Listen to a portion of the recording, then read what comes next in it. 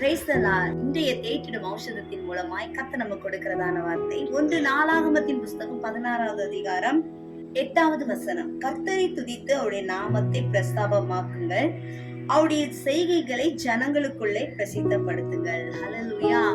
கர்த்தர் எவ்வளவு பெரிய வல்லமை உள்ளவர் தெரியுமா? அவருடைய சிருஷ்டிப்புகள் எவ்வளவு மகத்துவமானவைகள், எவ்வளவு ஆச்சரியமானவைகள். அது மாத்திரமல்ல, உங்களுடைய வாழ்க்கையில், என்னுடைய வாழ்க்கையில் ஆண்டவர் எத்தனையோ நன்மைகளை செய்திருக்கிறார்.